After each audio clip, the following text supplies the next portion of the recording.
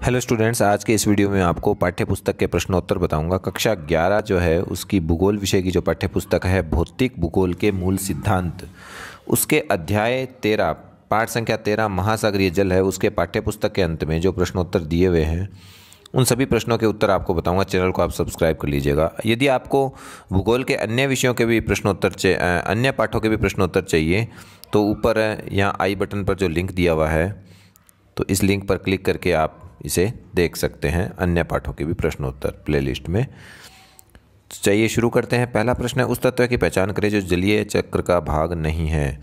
तो 4 ऑप्शन आपके सामने हैं, तो इसमें सही आंसर हो जाएगा जल योजन, गय उत्तर इसका सही है, जल योजन। अगला प्रश्न है, महाद्वीपीय ढाल की औसत गहराई निम्नलिखित में से होती है, वो होती है 200 से 2000 मीटर। तीसरा प्रश्न है, निम्नलिखित में से कौन सी लघु उच्चावच आकृति महासागरों में नहीं पाई जाती है। तो तीसरे प्रश्न का उत्तर है ख, महासागरीय गंभीर। इसके बाद में अगला प्रश्न है चौथा, लवणता को प्रति समुद्री जल में घुले हुए नमक ग्राम की मात्रा से व्यक्त किया जाता है, तो वह है 1000 ग्राम, गए इसका सही आंसर है। इसके बाद में पांचवा प्रश्न है, निम्नलिखित में से कौन सा सबसे छोटा महासागर है। तो सबसे छोटा है आर्कटिक महासागर, और अगर सबसे बड़ा महासागर पूछे तो वो है, सबसे बड़ा है प्रशांत महासागर। तो यहाँ उत्तर जो है ये सबसे छोटा पूछा है, चूँकि छोटा है वो आर्कटिक महासागर है। अच्छा, इसके बाद में है अगला प्रश्न देखते हैं, लघुतरात्मक प्रश्न है, 30 शब्दों में इनके उत्तर देख लें। हम पृथ्वी को नीला ग्रह क्यों कहते हैं। तो पृथ्वी पर प्रचुर मात्रा में जल पाया जाता है।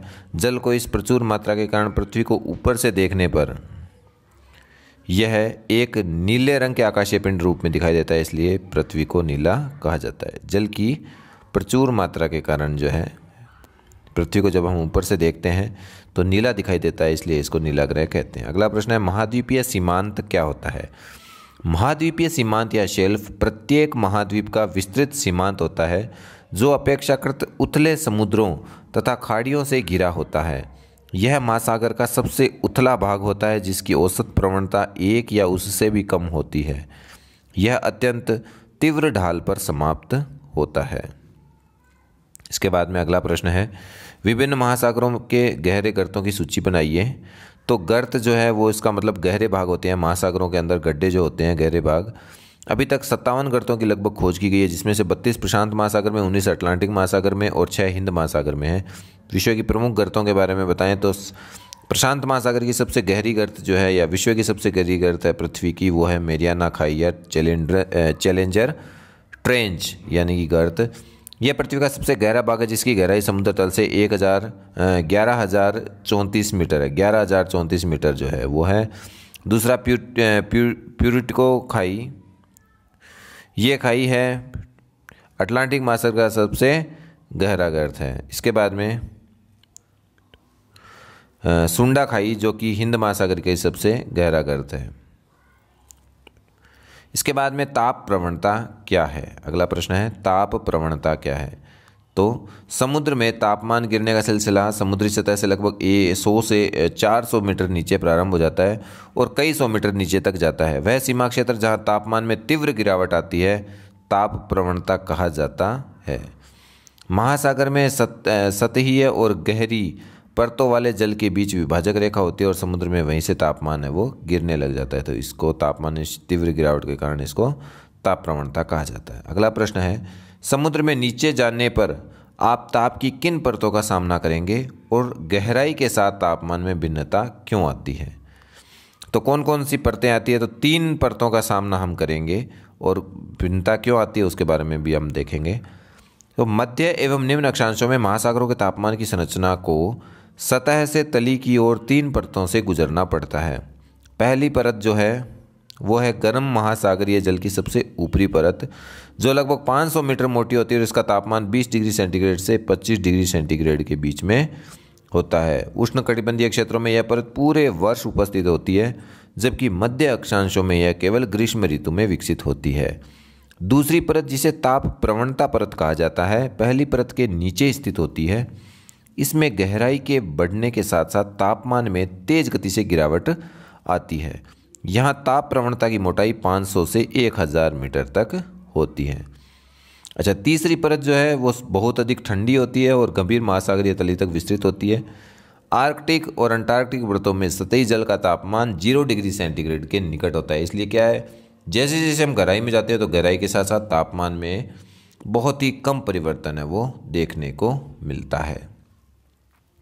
अगला प्रश्न जो है वो है, समुद्री जल की लवणता क्या है?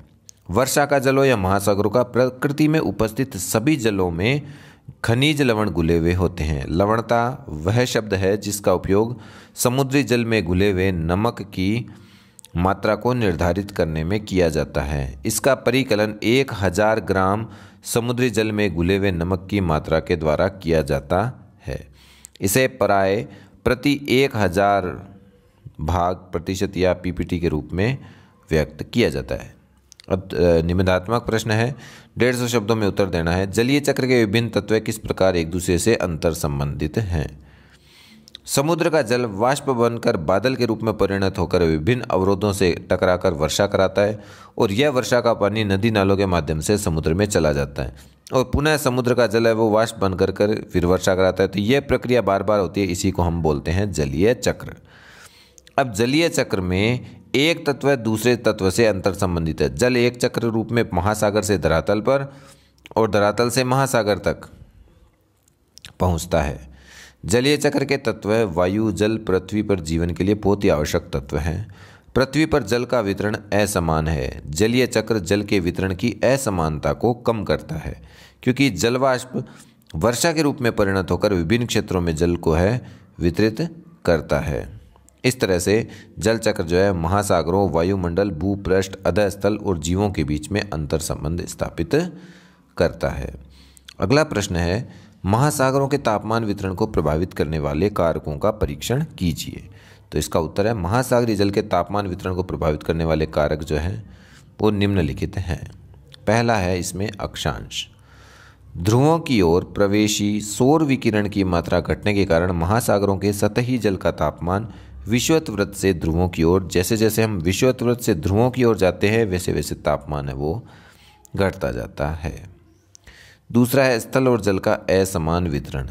उत्तरी गोलार्ध के महासागर दक्षिणी गोलार्ध के महासागरों की अपेक्षा स्थल के बहुत बड़े भाग से जुड़े होने के कारण अधिक मात्रा में ऊष्मा प्राप्त करते हैं। तीसरा जो पॉइंट है वो है इसका सनातन पवनें। स्थल से महासागरों की तरफ बहने वाली जो हवाएं होती है, पवनें होती है, वो महासागरों के सतही गर्म जल को तट से दूर धकेल देती है जिसके परिणाम स्वरूप नीचे का ठंडा जल ऊपर की ओर आ जाता है। परिणाम स्वरूप तापमान में देशांतरीय अंतर आ जाता है और इसके विपरीत अभी तटीय पवनें हैं वो गर्म जल को तट पर जमा कर देती है, इससे तापमान बढ़ जाता है। इसके बाद में अगला पॉइंट जो है वो है महासागरीय धाराएं। गर्म महासागरीय धाराएं ठंडे क्षेत्रों में तापमान को बढ़ा देती है जबकि ठंडी धाराएं गर्म महासागरीय क्षेत्रों में तापमान को घटा देती हैं। गल्फ स्ट्रीम उत्तरी अमेरिका के पूर्वी तट तथा यूरोप के पश्चिमी तट के तापमान को बढ़ा देती है जबकि लेब्राडोर की धारा है वो उत्तरी अमेरिका के उत्तरी पूर्वी तट के नज़दीक के तापमान को कम कर देती है। तो इस तरह से आपका होमवर्क कंप्लीट हुआ। धन्यवाद।